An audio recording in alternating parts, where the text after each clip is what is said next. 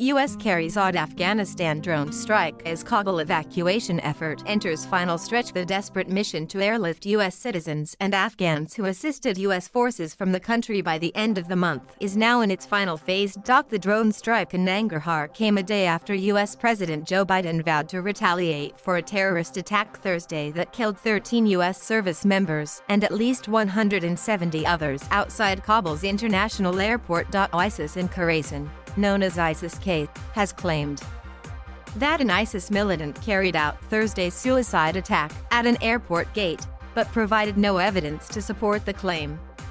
U.S. officials have said the group was likely behind the bombing. Biden approved the strike on the ISIS-K planner, according to an official familiar with the matter. U.S. military forces conducted an over-the-horizon counter-terrorism operation today against an ISIS-K planner. The unmanned airstrike occurred in the Nangarhar province of Afghanistan, spokesman Captain Bill Urban said Friday. Initial indications are that we killed the target. We know of no civilian casualties. The identity of the person targeted in the U.S. airstrike has not yet been confirmed. The official said the U.S. was not calling the person a senior ISIS-K operative. The U.S. Embassy in Kabul on Friday again warned U.S. citizens at a number of gates at Hamid Karzai International Airport to leave immediately, citing security threats. The alert advised U.S. citizens to avoid traveling to the airport and to avoid airport gates. Nothing they can do. Flights could be seen taking off Saturday, but it was unclear how many people were being allowed into the airport. The source said that some individuals or small families were still being pulled through the gates somehow as of Saturday. The gates have been closed for days.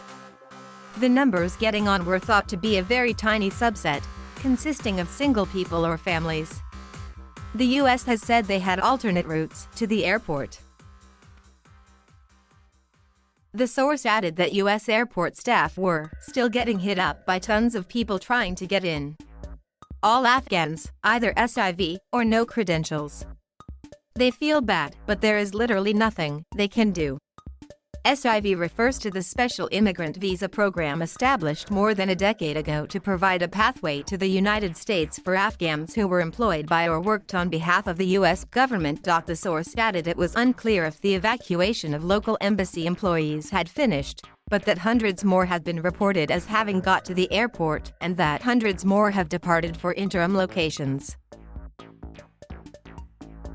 The Pentagon said the U.S. was still planning on ending this mission at the end of the month, representing a final exit from a 20-year war in Afghanistan. Evacuee numbers slowing. The U.S. has evacuated and facilitated the evacuation of about 111,900 people from Afghanistan since August 14, according to the White House. Approximately 6,800 people were evacuated from 3 a.m. Eastern Time Friday to 3 a.m. Eastern Time Saturday, a White House official said. Those evacuations were carried out by both U.S.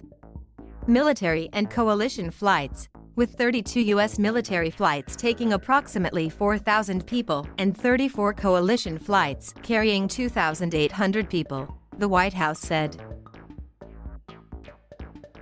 The latest numbers are noticeably smaller than those from recent days, something White House Press Secretary Jen Psaki said should be expected in the final days of the mission. That is a result of the retrograde process that needs to take place, but also, I will note that, of course, force protection is front and center and is vital to the mission, Psaki said at Friday's White House press briefing. Approximately 12500 people were evacuated from Afghanistan during the same time period on the previous day.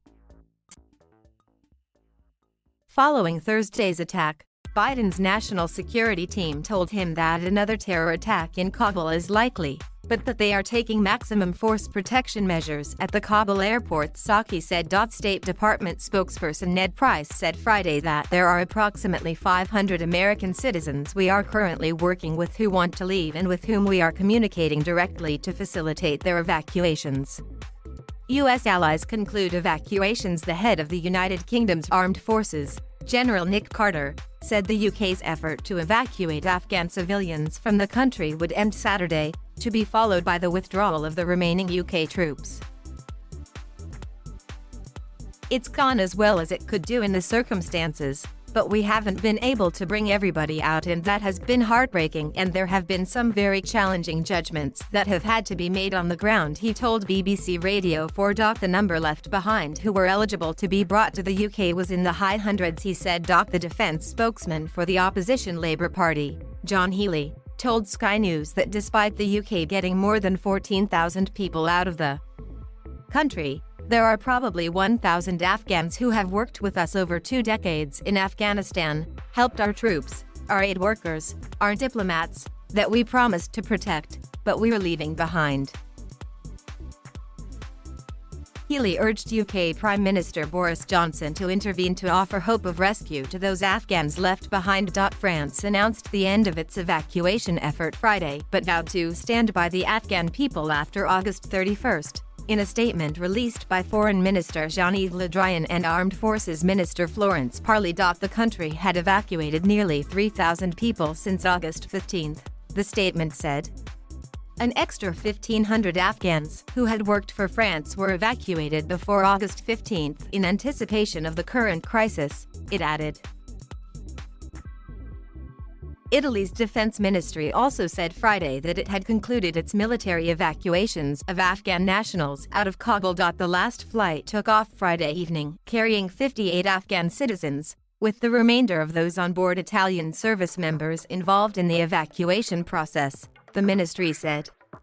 Since June, 5,011 people have been evacuated in total, of whom 4,980 are Afghan citizens, it said. Australia, New Zealand, Sweden, Belgium, the Netherlands, Poland, Turkey, and Spain have all said their evacuation missions ended or were scheduled to end on Friday.